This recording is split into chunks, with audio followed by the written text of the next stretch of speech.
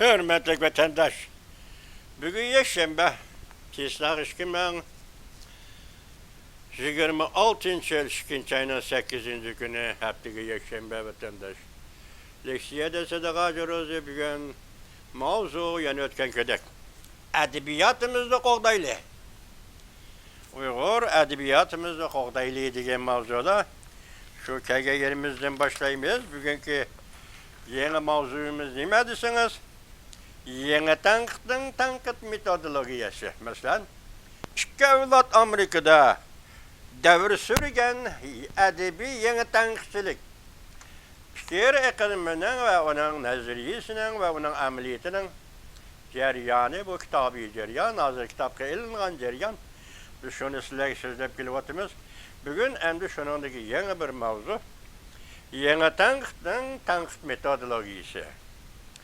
Yeni edebi tankıt. Edebiyat nazariyesiga seliştirganda. Yeni edebi tankıt metodologiyası kişiler alkışlaydıgan metodologiydi. Şu noktada aytqanda biz bir 30 yıl oldu bugün Amerika kelip oltıraqlaşqılı. Onundan burun Uyghur edebiyatıga nazar salsak Uyghur edebiyat sahasida edebi tankçılıkning metodu nima?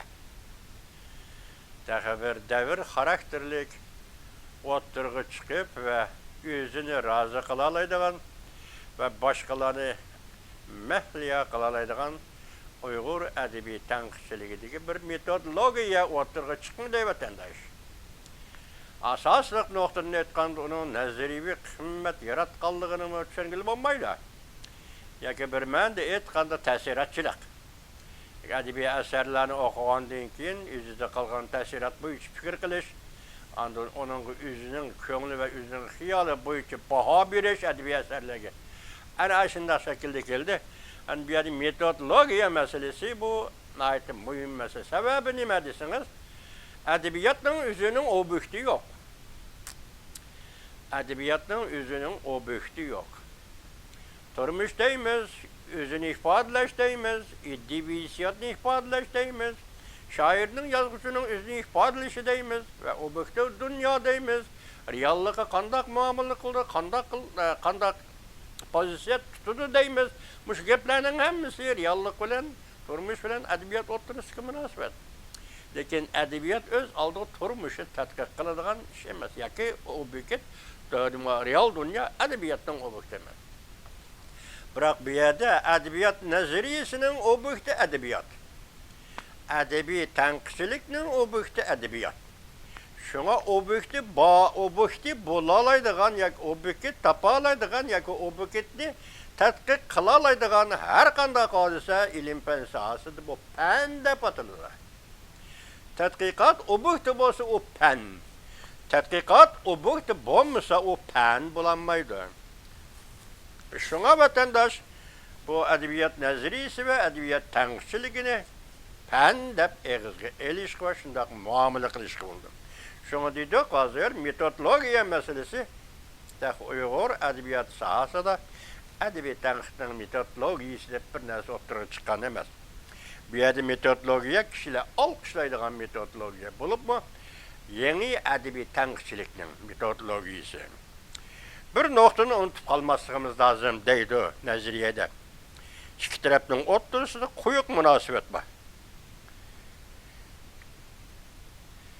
Bir de edebiyat nazariyesi bilen edebiyat tankıt metodologiyasının ortasında koyuk münasebet var.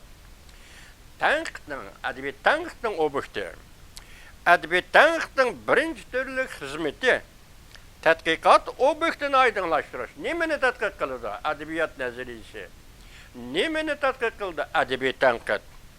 M.H. Brahms'ın Aynak ve Çırak mavzuluk makalesi da taksimligендek sanat 4 yıl amılga berip ketildi. Bu yerda sanat degan narsani yana bir nafar Amerikalik tadqiqotchi edebiyat bilan dinning munosabatini tadqiq qilgan tadqiqotchi bor. Uni kelari hafta men sizlarga misol qilay.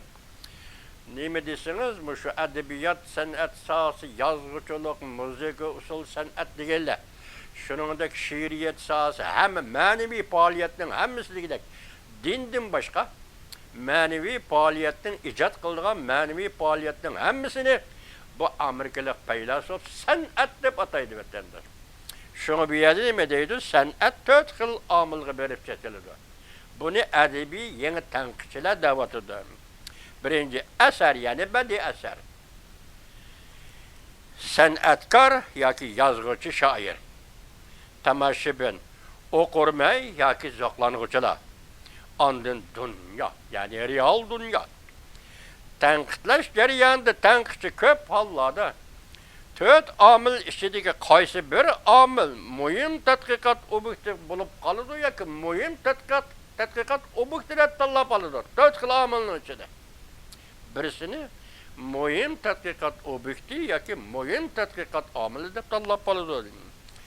Shuning uchun har xil har shakllik tanqid metodologiyasining natijasini hosil qiladi. 4 xil omil ichida birini tanlab oladi. Shuning bilan har xil har shakllik tadqiq metodologiyasini o'rtaga chiqardi. Adabiyot tanqidning obyekti zodi nima bo'lish kerak? Keldimi? Adabiyot tanqidning obyekti zodi nima bo'lishi kerak? Masalan, bu adabiyot tanqid aktiv jarayon. Qaytalash, qaytib pishig'lash jarayoni. Obyektiv jarayon, qaytlash jarayoni. Bu ahir taraqqiy qilib ne kirib ketdi? Adabiyot nazariyasi kirib ketdi. Adabiyot nazariyasi kirib ketdi. Shunga tanqidning obyekti zodi nima bo'lishi kerak? Tarixdan bilki, adabiyot tanqidchilarining bu to'g'rida ko'z qarashlari o'xshash emas. Yangi tanqidchilarning bu masala to'g'risida ko'z qarashlari ko'p va bayonlari ham bu to'g'rida ko'p bo'ldi. Birinchi, yozuvchini tadqiq qilish. Birinchi metod yoki birinchi obyekt, birinchi omil yozuvchini tadqiq qilish. Bu g'arb adabiyotida Amerika adabiyoti bilan to'liq xabarimiz yo'q. Bu yerda o'zimizni ayblaymiz, tanqidlaymiz. Chunki Xitoyning ma'rifi Amerika adabiyoti, Amerika tarixi deganda bizga so'zlagan emas vatandosh. Hozir qanday bilmayman. Amerikaning tarixi va Amerika adabiyoti deganda bizga darsga kirgizgan emas. Xitoyning ma'rifida Uyg'urlarga nisbatan aytganda bunday ma'rif yo'q. Uyg'urlarning nisbatan aytganda bunday ma'rif yo'q. Yozuvchini tadqiq qilish, asar bilan birlashtirib yozuvchini tadqiq qilish. Buni aytib murakkab ishkanlar. G'arb adabiyotida ko'rilgan ishkan. Bizda hozirgacha yozuvchini tadqiq qilib boqqan bir parcha maqolam yo'q. Bir qash ta'sirat asarim yo'q. Faqat kitoblarning beshiga bu yozuvchilarimiz o'zining tarjimonini o'zi yozadi. Degandek bu o'zi yozgan tarjimonning o'ziga nisbatan g'ayrilik yoki bizga nisbatan g'ayrilik bo'ladi. Ko'pligan shoirlarimizning tarjimalida yoki ko'pligan yozuvchilarning tarjimalida ota-onasi falsafani o'rgangan bo'ladi. Ota-onasi cho'chak so'zlab bergan bo'ladi. Onasi to'nining beshida o'tirib cho'chak so'zlab bergan, qissa rivoyatlarni so'zlab bergan bo'ladi. Shuning bilan shuning ta'siri ostida bu kishi yozuvchi bo'lib yetishib chiqqan bo'ladi. U kishi shoir bo'lib yetishib chiqqan bo'ladi. Mana bu Uyg'ur adabiyot sohasidagi yozuvchining tarjima holi va uning ijodiyatga ko'rsatadigan ta'siridagi aloyidlik. Bu shoirlarning o'zining yozuvog'ini, yozuvchilarning o'zi yozuvog'i. Ammo mayada adabiy tanqidchilik, ya'ni adabiy tanqidchilik ta'kidlayotgan yozuvchilarning tadqiqot, yozuvchilarning tarjimonini tadqiq qilish.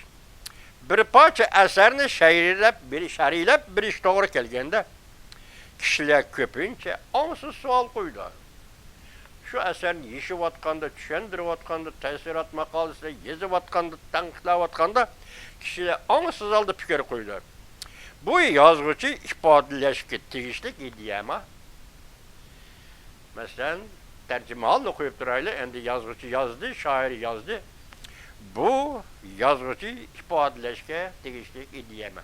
Bu she'rdagi ideya yoki shu asar badiiy asari prozadagi ideya. Adabiy tanqid azaldan yozuvchining tarjimonini tadqiq qilishga e'tibor bilan qaragan. Demak, sen nuqul asarini tadqiq qilmay, avval adabiy tanqid nuqtai nazarida yozuvchining yoki shoirning tarjimonini tadqiq qildi. Azaldan e'tibor bilan qaragan. Ideyaviy hissiyot ijod qilish g'arizi qatorliqlar e'tibor bilish bilan qarab kelgan. Mesela yazıcının edebiyatı neyme? Gezipti. Mesela yazıcının tercümalı neyme? Mesela gezipti. Mesela yazıcının bu bedi eseri koygan televit neyme? Yaki idiyesi neyme? Muşlan tədqiq qilib kişken, muşlan itibarı bilen qarğan bizdi. Romantizmçılar, yazgıç şairler özünü ifadeleydi, dep qaraydı. Özünü yazgıç olsun meyli, o proz eserleri özünü ifadeleydi. Şair olsun meyli, o edebi eserlerde özünü ifadeleydi. Degen bu fikri kelsek, bu xil tədqiqat məlum nəziri bir asas bilen təminləyir.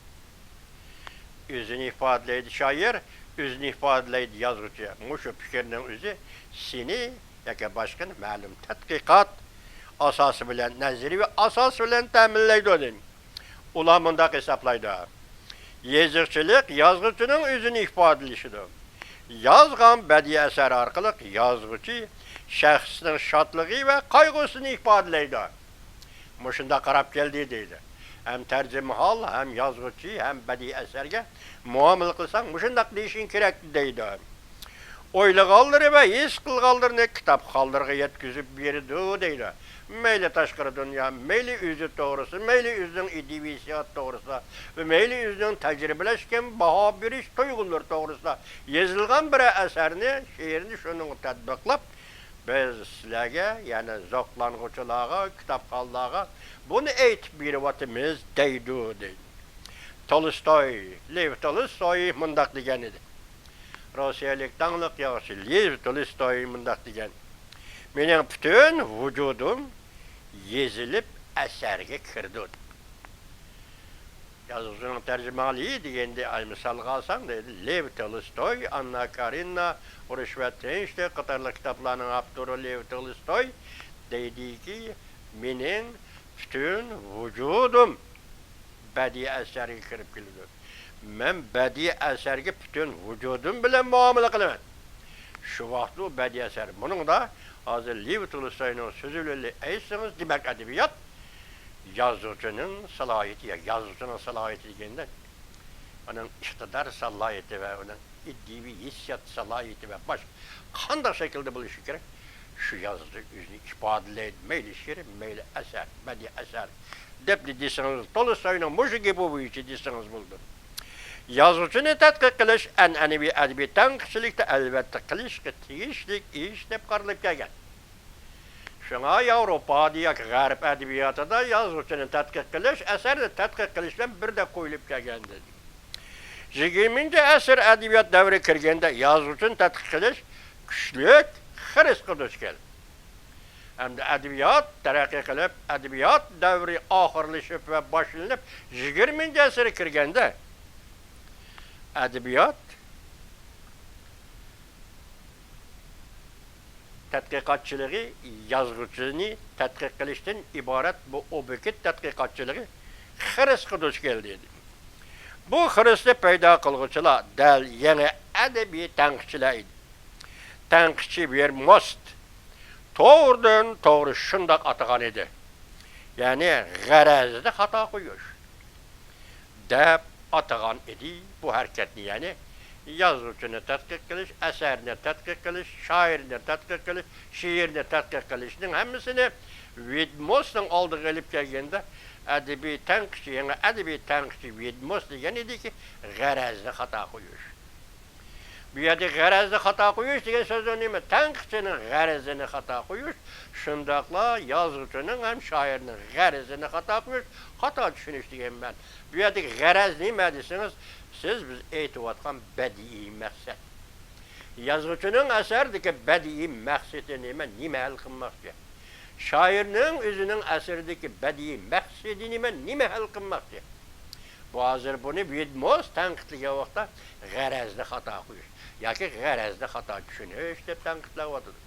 Demak, bu tanqidchilik yazuvchining tarjimonligi e'tibor beradigan adabiy tanqidchilik 20. asrda Amerikada davri sürgen yeni adabiy tanqidchiligining xiris qilishi uchun dedi. Vermostning ta'biriga asoslanganda g'araz Yazıcının menisideki oy hiyalları ve planları. Kıskısı garaz yazıcının şu əsərді yazmaqçı bolğan, kitapxanlığa tapşırmaqçı bolğan bir нәрсе. Yani biz hazır etqandek Uyghur tilideki bədii məqsəd var. Garaz o Uyghur tilide yaşasın bizim tilimizde bədii məqsəd var. Nima? Yazıcı senin yazgan povestun, romanında bədii məqsədi nima? Şair senin yazıp atkan şiiri ve bizim aldığını koygan, sen hal kılmakçı bolgan bədii məqsəd nima? Öyle ideyası yok, fikir yok. Şiir buluş gerek, şekil buluş gerek. Şekilde ideya olmaydı, hissiyat olmaydı, olmaydı dediğin naziriyetiyle efendiler. Yazı dikensiz sizde bədii məqsəd buludu. Proza. Yazı dikensiz sizde bədii məqsəd oldu. Şiir. Bununsuz mümkün olmaz. Lakin şunu unutmam. Naziriyenin xilmi-xilliği onu koyun. Edebiyat sahası naziriyenin xilmi-xilliği, fikirinin xilmi-xilliği onu koyun. Siz adamsınız. Şuna edebiyat bu adamın turmuşudan kelivatkan bir hadise. Maneviyat dedik o başta. Edebiyat adamın turmuşudan kelivatkan bir hadise. Şuna bu edebiyatı muamele kılgandı şunda kıldı. Yani siz yazıp atqanda planınızı tükken bədii məqsəd nime?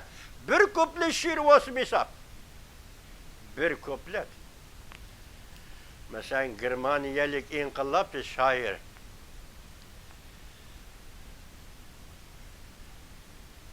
Kimiydi? İnkılapçı şair. Kiye etay bu ne? Mesela kalay diyendim ki ete Germaniyelik inkılapçı şair. Germaniye'den kalksı inkılapçılar çıkar. Yenerek giyini. Bir kuplet şiiri var. Çaksam mı ben çakmağım ne şunca heybet. Çakmağında güldürüm ama yok değilsiler. Hatalı şey kaldınlar ki çünkü minen güldürdü düş. Hısıtım var bilmeyiz. İnkılap şair. Del 19. əsrdeki büyük inkılap şair. Muş kupletinin üzerine mezmununu görseniz beşi nime, aygınıma neçi kuplet, bu bizim haberimizde zatoluk emez. Çünkü Uygur tilinin büyüdü muşu şiirini, muşu kupletini, muşu derecede tercüme kıkallık için min par rahmet etme verdendir. Nimi degen isil tercüme kara? Nimi degen büyük tercüme? Nimi degen güzel til, Uygur tili, nimi degen güzel til? Çaksam hemen çakmağım ne şunca hayvet, çakmağın da güldürmama yok değilseler, hatalı şey yap, kaldınlar ki çünkü minen güldürlü döş, sıtın bağ bilmeysiler. Bir zaman, bir devir. 19. əsr poeziyası, bir zaman, bir devir. Sosyalizmçi sosyalizm edebiyatı, en söhbet yığılı sözlengen notok. Töt prinsip, edebiyat töt prinsipi ondan mağdı. Şu vaxtlarda muş fikir, muş sözdeki gep kılalmagan, söz kaytıralmagan Uygur'un büyük şairleri. Şunun için de Uygur'un büyük şairi merhum Tiyipcan Eliyev. Şunda iki mısra şiir bilen bu tarihini şu zamanla tasvirleyen. Nakşımızdan köngli gaş bulup, dedi birisi kene bunda tem. Poeziya tügep boptiken 19. əsr bilende. Komünistik partiya müstemliki tüzüm şeraiti de Uygur edebiyatı hükmürallık kılıvatkan şeraitte poeziya yok, şiir yok. Yüzümüz yezivatımız lakin poeziya şiiri yok. Poeziya tügep boptiken 19. əsr bilende. Nakşımızdan köngli gaş bulup dedi birisi kene bunda tem. Poeziya tügep boptiken 19. əsr bilende. Bu yerde aşında kişilerge karıştırır yani burjuva edebiyatı, sosyalizm edebiyatı deydiğen bu şu talaşlar çizgideki burjuva edebiyatçılarına karşı fikir kılıvatıdı. Tiyipcan Eliyev şairimiz emniyette özünün köңlüdeki maksatını ikkinchi bir yol bilen okuğuçılarga, zoqlanğıçılarga tapşırıp oturdu. Nakşimizden köңlü gaşı olup, dedi birisi qene bunda tem. Poeziya tügep botken 19. asır bilen tem. Ana şunda gap vatandaş. Demez Vitmos'ның tabiriga asaslanğanda garaz dedikmi? Yeni tanqıçılar üçün aytqanda ədəbi əsər yazğıçının turmuş sərgüzəştlərinin mexanikelik ifadəsi emas. Mexanikelik degende bu turmuşda tərtib buludu. İnsan turmuşda tərtib buludu, anlıq. Hayat bu. Həmişə ansız hayat emas, anlıq hayatı. Bir tərtib buldu. Şu tərtibdə təkrarlaş. Qayta təkrarlaş. Yani mexanikelik aldı təkrarlaş. Bu undaq emas. Yazıcının turmuşu ve onun sergileyicilerinin mexanikelik tasvirlaş ki mexanikelik tertipleşemez. Vilek, neziriçi vilek mında körsetdi. Yazıcı keyfiyeti kaygılık bolganda tragediya yazıdı. Ya ki yazıcının turmuşu, yazıcı turmuştun kana tapkanda komediya yazıdı deydiğen doluk bir asas yok. Anımızı Enbiya'dan atkan eme yazıcının tercüme halini koyup tetkik kılış objekti yazıcının tercüme hali deyseniz yukarı kılanı aytıp olaylı endi büyük kelgende yazıcı hapa bulup kalganda tragediye yazıdı. Yazıcı hoş bulup kalganda komediye yazıdı dediğin kaydı yok. Bu tragediye bir milletin tragedik durmuşu, her bir şahsının tragedik durmuşu evet yani. 76 yıldan beri Uygur'un turmuşu, Uygur milletinin turmuşu tragedik durmuş. Çünkü bir cümleyle aytkanda Uygur özünün hukukudan ayrılıp kalgan. Devlet kuruş hukukudan ve özünün hukukunu subjektif kılıştan ibaret bu jarayanda ayrılıp kalgan millet. Şu günden başlap tragedik durmuşla yaşaydıgan millet.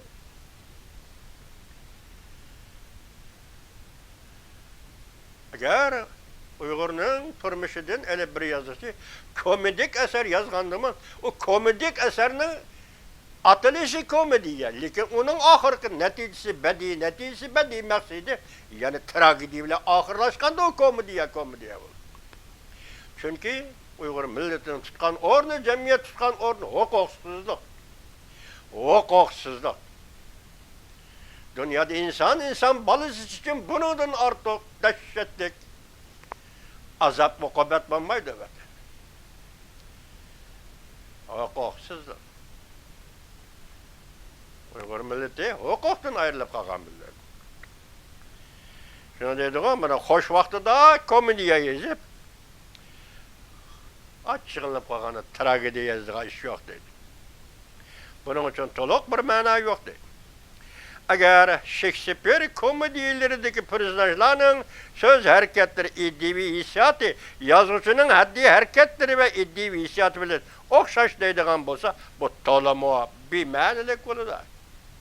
Shakespeare, Anglia'nın dağınık yazmışı. Onun eserleri naiti köp. Shakespeare, Anglia'nın dağınıkları, Avrupa'da birden bir yazıcı değilsin mi demişsek mi? Mesela Rusya, Tolstoy, mesela Fransa'da Balzac, Anglia'da Shakespeare, Germanya'da şair Goethe, manmışında şairler. İtalya'da Dante, muş şairler 19. asırının, 15. asırının dedik büyük şairleri, büyük edipleri. Şunun için Anglia'daki büyük edip ve büyük şair Shakespeare'nin sonetleri bak, Uygurluğa tercüme kıldı, Uygur jigitleri tercüme kıldı. Shakespeare sonetleri hem şair hem yazıcı. Şu Shakespeare'nin komediyasındaki her bir personajının ağzından çıkan sözden Shakespeare'nin ameliyatındaki tercümalındaki söz desen. Her bir personajının iddivi hissiyatını bu Shakespeare'nin iddivi hissiyatı deplatırıp aldığın bolsan onun tercümalı bilen biriktirip bu komediyalarını tahlil kıldığın, tetkik kıldığın bolsan batalama bir manayıktır deyim. Kendini degen tok, kısmen sözlü oku, aptur ve apturun əsərdəki ziddiyetli kontrol qilish jarayoni və qoyub etish jarayoni. İntayı mürekkep dedik, yazıcının beşine ortalığa yemiş dedik o. Abdur özü qançılık kontrol qılalaydı ve əsərdəki personajda qançılık hərəkət qılalaydı ve qançılık söz deyəliydi. Yaki özünün hərəkəti arqılıq özünün karakterini personaj qançılık yaratalaydı. Özü koyub etsən. Hazır bir yerde şuna, hemmesi Shakespeare komedisi diye fikirler. Shakespeare'nin deydiğen bolsan bu olmaydı. Yazıcı bütünle kontrol kılıvagan buldu. Şunu bu bimenliktir deydi vatandaş. Onun hulasısı mındak oldu mesela Vilek, neziri içi Vilek mındaktı. Bedi eser kahramanın söz ibarlarını, oy hiyallarını, hissiyat ve göz kararlarını, güzel ahlak, hatalık ya ki cinayetlerini yazıcının üstüge yüklep bu iş gibi olmaydı. Bedi eserde buladı bunu bu işlerin hemisi yazıcımı şundak deyiş gibi olmaydı. Yazıcımı şundak deyiş gibi olmaydı. Hususi ve şahsiyet durmuş bilen bedi eser oturistiki münasebetli addilaştırıp da addi felsefi kategoriye sebep netice dairesine şurup koyuşka bulmaydı. Yazıcı tercümalı, yazıcı, şair hayattaki adem, vatandaş. Şair hayattaki şair, yazıcı hayattaki adem. Onun bir ömrünü 70-80 yıl desiniz, o adamın bu ömrü 200 işçide terakki kılıdır, rivajlıdır, özgürüptürdü, mukumluşturdu bir insan. Qarab bakın. Hazır mesela siz Amerika'ya kelgen müşahedeki yaş keremminle oylap bakınlarsa size kim? Qaysı koçada əkelep oynap жүрген kişilersizler. Qaysı koça sizlerinin koçanla. Qaysı eriqinla sizlerinin eriqinla. Qaysı deryalar sizlerinin deryalarınla. Sizler kim? Bugün Washington'da yaşavatsızlar. Demek bir ömür, bir hayatın üzdüğü özgürüş intihayın köp buludu. Yani siz tuyuksuz da Washington gelip bağındak bir yaşadı. Şuna o yazıcının bütün hayat, bütün tercümanlı edebi eseri tanqılıp koyuşka, edebi eserdeki siyojiti ve personajlarının söz, ibar hareketleri, diyaloglarını yazıcının özgü tercüme kılıp, tatbiklap koyuşka olmaydı deydi. Bu birinci objekt edebi tanqıtın objekti yazıcının tercümanı. Degen söz şungucu terakki kılıp geldi, lekin 20. esri kelgende bolsa, bu muşunda xaraska uçuru deydi. Vatandaş ana şundak deydi.